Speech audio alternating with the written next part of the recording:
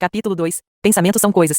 O homem que pensou a sua sociedade com Thomas Edison. Tudo que a mente do homem pode conceber e acreditar, ela pode realizar. Pensamentos são coisas, e coisas poderosas quando se misturam à definição de objetivo, persistência e a um desejo ardente de sua tradução em riqueza ou outros objetos materiais. Há alguns anos, Edwin C. Barnes descobriu o quanto é real que você pode pensar em enriquecer. Sua descoberta não aconteceu de uma vez só, chegou aos poucos e começou com um desejo ardente de se tornar sócio do grande Thomas Edison. Uma das principais características do desejo de Barnes era ser definido. Ele queria trabalhar com Edison, não para ele. Preste muita atenção à história de como ele transformou seu desejo em realidade e você terá uma compreensão melhor dos princípios que levam à riqueza. Quando esse desejo, ou esse pensamento, passou por sua cabeça pela primeira vez, ele não tinha condições de agir para torná-lo realidade. Havia dois problemas no caminho. Ele não conhecia Edison e não tinha dinheiro suficiente para comprar uma passagem de trem para West Orange, Nova Jersey, onde ficava o famoso laboratório de Edison. Esses problemas teriam desanimado a maioria das pessoas de tentar realizar seu desejo, mas esse não era um desejo comum. O inventor e o vagabundo. Edwin C.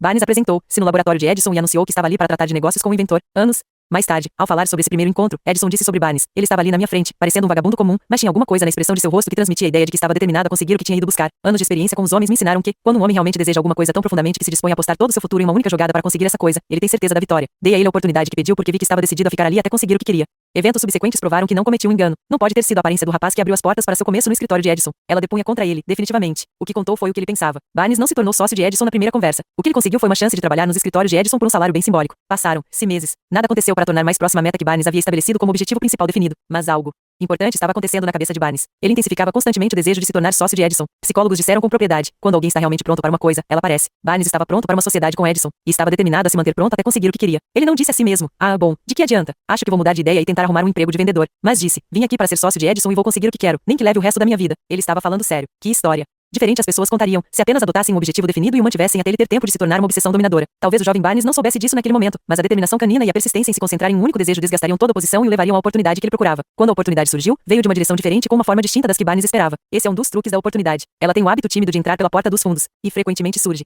disfarçada de infortúnio ou derrota temporária. Talvez por isso tantas pessoas deixem de reconhecer a oportunidade. Edison havia acabado de aperfeiçoar um novo aparelho, conhecido na época como máquina de ditado Edison. Seus vendedores não se entusiasmaram com a máquina, não acreditaram que pudesse ser vendida sem um grande esforço. Barnes viu sua oportunidade. Ela havia chegado silenciosamente, escondida na máquina de aparência esquisita que só interessava a Barnes e ao inventor. Barnes sabia que podia vender a máquina de ditado Edison e disse isso a Edison, que então decidiu dar uma chance ao rapaz. E Barnes vendeu a máquina. De fato, vendeu tão bem que Edison deu-lhe um contrato para distribuir e divulgar a máquina em todo o país. Com essa associação, Barnes ganhou muito dinheiro e enriqueceu, mas também fez algo infinitamente maior. Ele provou que se pode realmente pensar em enriquecer. Não tenho como saber quanto dinheiro rendeu aquele desejo original de Barnes. Talvez tenha rendido a ele uns US $2 ou 3 milhões no US 3 milhões de dólares no começo do século XX seriam comparáveis a mais de US 50 milhões de dólares em poder de compra no início do século XXI. Mas o valor se torna insignificante comparado ao bem maior que ele adquiriu. Zero conhecimento definitivo de que um impulso intangível de pensamento pode ser transmutado em recompensas materiais pela aplicação de princípios conhecidos. Barnes literalmente pensou sociedade com o grande Edison. Pensou ganhar uma fortuna. Não tinha nada com que começar, exceto o conhecimento do que queria e a determinação de manter esse desejo até realizá-lo. A 1 metro do ouro. Uma das causas mais comuns de fracasso é o hábito de desistir diante de uma derrota temporária. Todo mundo comete esse erro em algum momento. Durante os dias da corrida do ouro, um tio do meu amigo Ruou, Darby, pegou a febre do ouro e foi para o oeste, para o Colorado, cavar e enriquecer. Ele nunca tinha ouvido que mais ouro é extraído dos pensamentos dos homens que do solo. Ele tomou uma decisão e foi trabalhar com pai e picareta. Depois de semanas de trabalho, foi recompensado com a descoberta do metal brilhante. Ele precisava do maquinário para trazer o minério à superfície. Sem alarde, cobriu a mina e voltou para casa em Williamsburg, Maryland. Lá contou aos parentes e alguns vizinhos sobre a descoberta. Eles juntaram dinheiro para o maquinário e seu transporte. Ruou, Darby decidiu se juntar ao tio, e eles foram trabalhar na mina. O primeiro vagão de minério foi extraído e despachado para uma fundição. O retorno comprovou que eles tinham uma das minas mais ricas do Colorado. Mas alguns vagões daquele minério pagariam suas dívidas. Então chegaria a hora dos grandes lucros. As sondas desceram. As esperanças de Darby e de seu tio cresceram. Mas uma coisa aconteceu. O veio de ouro desapareceu. Haviam chegado ao fim do arco. Íris, e o pote de ouro não estava mais lá. Eles cavaram, tentando desesperadamente encontrar o veio outra vez, mas foi inútil. Finalmente, decidiram desistir. Venderam as máquinas para um comerciante de objetos usados por algumas centenas de dólares e voltaram para casa. O vendedor de objetos usados procurou um engenheiro de mineração para dar uma olhada na mina e fazer alguns cálculos. O engenheiro deduziu que o projeto havia fracassado porque os proprietários não conheciam linhas de falha. Seus cálculos mostraram que o veio seria reencontrado a 1 metro de onde os Darby haviam interrompido a perfuração, e ele foi encontrado exatamente lá. O vendedor de objetos usados extraiu milhões de dólares em minério da mina porque teve a ideia de procurar a orientação de um especialista antes de desistir. Muito tempo depois, Darby recuperou o prejuízo e lucrou muito quando descobriu que desejo pode ser transmutado em ouro. A descoberta aconteceu depois que ele se tornou corretor de seguros de vida, sem nunca esquecer que havia perdido uma fortuna por ter parado. A 1 metro do ouro, Darby lucrou com a experiência em sua nova área de atuação. Simplesmente disse a si mesmo: parei a 1 metro do ouro, mas nunca vou parar porque os homens dizem não há compra de apólices de seguro. Darby ingressou no pequeno grupo de homens que vendiam mais de US 1 milhão de dólares em seguros de vida anualmente. Ele devia sua insistência à lição que aprendeu com sua desistência no negócio de mineração de ouro. Antes de sucesso chegar à vida de alguém, essa pessoa certamente encontrará muitas derrotas temporárias e talvez algum fracasso. Quando sobrevém a derrota, a coisa mais fácil e mais lógica a fazer é desistir. É exatamente o que faz a maioria das pessoas. Mais de 500 das pessoas mais bem-sucedidas que este país já conheceu me disseram que seu maior sucesso aconteceu um passo além do ponto em que a derrota as havia atingido. O fracasso é um trapaceiro com um aguçado senso de ironia e astúcia. Ele se diverte muito fazendo a pessoa tropeçar quando o sucesso está ao alcance da mão. Comentário. A crença de Napoleão Hill, a de que todo fracasso traz nele a semente de um benefício equivalente, foi a inspiração para o empreendedor e orador motivacional Wayne Allen Roth escrever seu livro The Joy of Failure. Publicado no fim da década de 1990, não só conta a história pessoal de Wayne sobre usar seus fracassos como degraus para o sucesso, como também reconta histórias de outras pessoas bem-sucedidas que provam que os ricos e famosos só chegaram a esse patamar por causa da aprendizagem com seus fracassos. Pessoas como Jack Welch, o imensamente bem-sucedido CEO da General Electric, que no começo da carreira fracassou de maneira dramática quando uma fábrica de plásticos pela qual ele era responsável explodiu. O bilionário Charles Schwab foi um fracasso na escola e na universidade, reprovado 2 vezes em inglês básico por conta de um distúrbio de aprendizado, e depois fracassou em Wall Street mais de uma vez antes de ter a ideia que cresceu e fez dele um homem rico. Sylvester Stallone, Bruce Willis, Oprah Winfrey, Bill Clinton, Steve Jobs, Donald Trump e muitos outros conhecidos empreendedores tiveram que fracassar para aprender as lições que, em última análise, fizeram deles sucessos. Cada um deles tem um fracasso, mas nenhum foi derrotado. Charles F. Kettering, que patenteou mais de 200 invenções, inclusive a ignição do automóvel, a vela de ignição, freio para ar, condicionado e a transmissão automática, disse, desde os 6 anos de idade até se formar na faculdade, a pessoa tem que fazer 3 ou 4 exames por ano. Se é reprovada em um deles, está fora. Mas o inventor está quase sempre fracassando. Ele tenta e falha talvez 1000 vezes, se tem sucesso uma vez, é vitorioso. Essas duas coisas são diametralmente opostas. Dizemos frequentemente que nosso maior trabalho é ensinar um funcionário recém-contratado como falhar de modo inteligente. Temos que treiná-lo para experimentar muitas e muitas vezes e continuar tentando e falhando até aprender o que vai dar certo.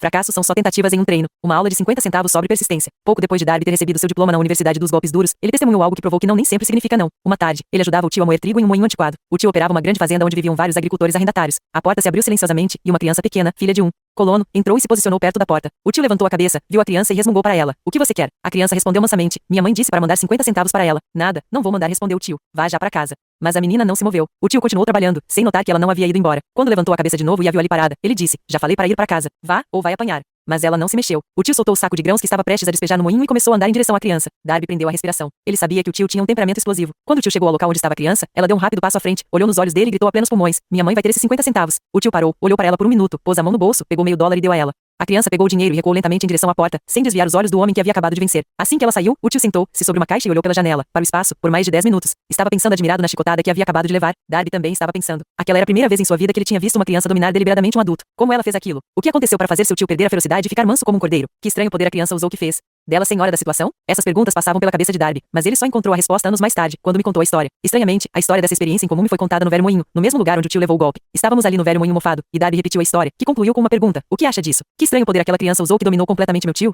A resposta para esta pergunta será encontrada nos princípios descritos neste livro. A resposta é plena e completa. Contém detalhes e instruções suficientes para você entender e aplicar a mesma força que a criança encontrou acidentalmente. Mantenha a mente alerta e você vai saber exatamente que estranho poder ajudou aquela criança. Você pode vislumbrar o poder neste capítulo, ou ele pode aparecer na sua cabeça em algum capítulo mais adiante. Se você ficar alerta para a possibilidade, vai encontrar em algum lugar a ideia que vai acelerar seus poderes receptivos e colocar ao seu dispor esse mesmo poder irresistível. Ele pode chegar na forma de uma ideia única, ou pode vir como um plano completo. Ou um objetivo. Pode até fazer você voltar às suas experiências passadas de fracasso ou de derrota. E, assim, pode trazer à superfície alguma lição com a qual você pode recuperar tudo que perdeu na derrota. Depois que expliquei a Darby o poder usado involuntariamente pela criança, ele refez mentalmente seus 30 anos de vendedor de seguros de vida. Quando reviu sua trajetória, ficou claro para ele que o sucesso era devido, em grande parte, à lição que havia aprendido com a criança. Darby assinalou, toda vez que um cliente potencial tentava me dispensar sem comprar a pólice. Eu, parada no velho moinho, os olhos brilhando desafiadores, e dizia a mim mesmo, tenho que fazer essa venda. A maior parte de todas as vendas que fiz ocorreu depois que as pessoas disseram não. Ele também lembrou seu engano de ter parado a apenas 1 metro do ouro. Mas, disse, aquela experiência foi uma bênção disfarçada. Ela me ensinou a seguir em frente, por mais difícil que seja, e essa era uma lição que eu precisava aprender antes de ter sucesso em alguma coisa. As experiências de Darby foram comuns e simples, mas continham a resposta para seu destino. Na vida. Na verdade, para ele, as experiências foram tão importantes quanto a própria vida, e ele foi capaz de lucrar a partir dessas duas importantes experiências porque as analisou e encontrou a lição que ensinavam. Mas e se você não vê os eventos de sua vida como experiências de tão profunda importância? E quanto ao jovem que ainda não tem nem pequenos fracassos para analisar? Onde e como ele vai aprender a arte de transformar derrotas em degraus para a oportunidade? É exatamente por isso que este livro foi escrito, para responder essas perguntas.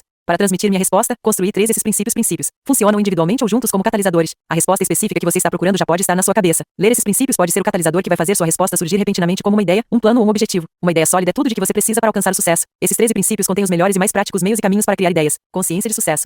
Antes de continuar na descrição desses princípios, você precisa saber, quando a riqueza começar a chegar, vai chegar tão depressa e com tamanha abundância que você vai se perguntar onde ela esteve escondida durante todos aqueles anos magros. Essa é uma declaração surpreendente, especialmente quando você leva em consideração a crença popular de que a riqueza só chega para quem trabalha duro e por muito tempo. Quando você começar a pensar em enriquecer, vai observar que a riqueza começa com um estado mental, com definição de objetivo, com pouco ou nenhum trabalho duro. O que você precisa saber agora é como obter esse estado mental que vai atrair riqueza. Passei 25 anos pesquisando a resposta para essa pergunta, porque eu também queria saber como os homens ricos ficam ricos. O que você vai descobrir é que, assim que dominar os princípios dessa filosofia e começar a aplicá-los, sua situação financeira vai começar a melhorar. Tudo que você tocar vai começar a se transmutar em um bem para o seu benefício. Impossível? De jeito nenhum. Uma das principais fraquezas da pessoa comum é ter muita familiaridade com a palavra impossível. Sabemos todas as regras que não vão funcionar. Conhecemos todas as coisas que não podem ser feitas. Este livro foi escrito para aqueles que procuram as regras que tornaram outros bem-sucedidos e estão dispostos a apostar tudo nessas regras. O sucesso chega para aqueles que se tornam conscientes do sucesso. O fracasso acontece para aqueles que se permitem tornar conscientes do fracasso. O propósito deste livro é ajudar você a aprender a arte de mudar sua mentalidade de consciente do fracasso para consciente do sucesso. Outra fraqueza é o hábito de mensurar tudo e todos por suas próprias impressões e crenças. Alguns leitores terão dificuldade para acreditar que é possível pensar em enriquecer porque seus hábitos de pensamento incluem pobreza, miséria, fracasso e derrota. Esse tipo de pensamento me faz lembrar a história do homem que chegou da China para estudar na Universidade de Chicago. Um dia, o presidente Harper encontrou esse rapaz no campus e parou para conversar com ele por alguns minutos. Ele perguntou que característica do povo norte-americano o rapaz considerava mais notável. Ora, respondeu o estudante, o formato incomum dos olhos. Tudo é uma questão de perspectiva e hábito. O mesmo é válido para sua crença no que uma pessoa pode realizar. Se você desenvolveu o hábito de ver a vida apenas de sua perspectiva, pode cometer o engano de acreditar que suas limitações são, de fato, a medida correta das limitações. O impossível ao motor Ford V8. Quando Henry Ford decidiu produzir seu famoso motor V8, optou por construir um motor com os 8 cilindros montados em um único bloco. Ford instruiu seus engenheiros a projetar o motor. O projeto foi feito, mas todos os engenheiros concordaram que era simplesmente impossível montar um bloco de motor de 8 cilindros em uma única peça. Ford disse: produzam assim mesmo. Mas eles responderam: é impossível. Façam, Ford ordenou, e continuem trabalhando até conseguirem. Não interessa o tempo necessário. Os engenheiros se dedicaram ao trabalho. 6 meses se passaram. Nada aconteceu. Mais 6 meses se passaram, e ainda nada. Os engenheiros tentaram todos os planos concebíveis para cumprir a ordem, mas o projeto parecia estar fora de questão. Impossível. No fim do ano, Ford voltou a conversar com seus engenheiros, e de novo eles disseram que não haviam encontrado um jeito de cumprir suas ordens. Continuem, disse Ford. Eu quero e vou ter. Eles continuaram, e então, como que por um passe de mágica, o segredo foi descoberto. A determinação de Ford havia vencido mais uma vez.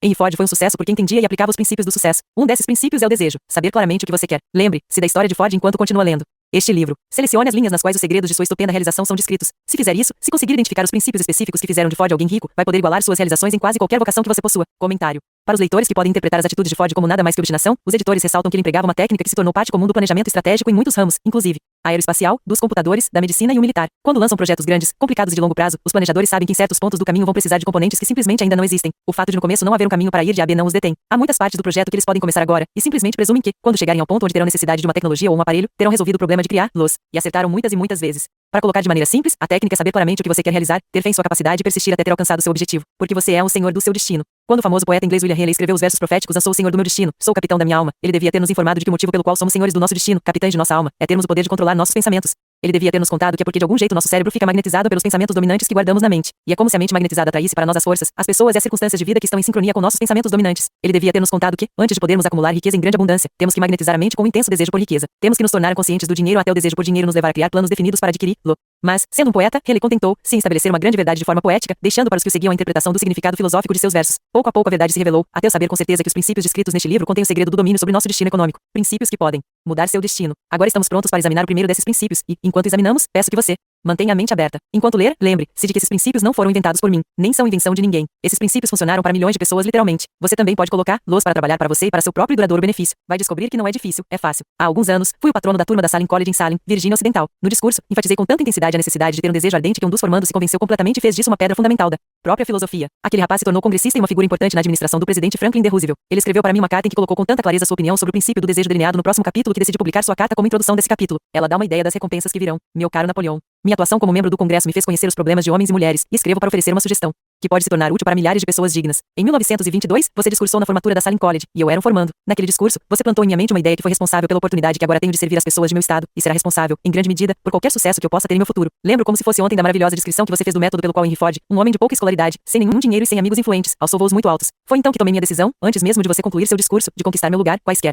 que fossem as dificuldades que tivesse que superar. Milhares de jovens vão concluir os estudos esse ano e nos próximos anos. Cada um deles estará procurando uma mensagem de incentivo prático como a que recebi de você. Vão querer saber para onde se voltar, o que fazer para começar na vida. Você pode dizer a eles, porque ajudou muita gente a resolver seus problemas. Existem hoje milhares de pessoas nos Estados Unidos que gostariam de saber como podem transformar ideias em dinheiro, pessoas que têm que começar do zero, sem recursos, e recuperar suas perdas. Se alguém pode ajudá-las, essa pessoa é você. Se publicar o livro, eu gostaria de ter a primeira cópia que sair da gráfica, autografada por você, com os melhores votos, acredite. Cordialmente, James Randolph. Desde aquela época, em 1922, vi James Randolph progredir e se tornar um dos principais executivos de empresa aérea do país, um grande palestrante motivacional e senador dos Estados Unidos pela Virgínia Ocidental. 35 anos depois de ter feito aquele discurso, foi um prazer retornar à Saline College em 1957 como orador do bacharelado. Na ocasião, recebi um diploma honorário de doutor em literatura da Saline College. Comentário. Para o começo da leitura do próximo capítulo, os editores gostariam de reforçar a declaração anterior de que o que você está lendo não é só uma coleção de teorias das quais pode escolher o que quiser. Os 13 princípios de sucesso foram comprovados por experiências da vida real de uma longa lista de pessoas famosas e bem-sucedidas citadas anteriormente por Napoleão Hill. As técnicas também são praticadas e endossadas pelos especialistas contemporâneos e autores que os editores mencionaram, seguindo a lista de Hill. Mais de 60 milhões de pessoas compraram o livro que você tem agora em mãos. Se este livro teve tanto sucesso, certamente você deve dar a si mesmo a chance de ele para trabalhar por você também. Leia. Não questione. Faça isso. Se não, se achar que sabe mais que Napoleão Hill, se decidir escolher as partes em que vai acreditar ou que vai seguir e não alcançar sucesso, você jamais saberá se o fracasso reside neste livro ou em você. Tudo o que a mente do homem pode conceber e acreditar, ela pode realizar.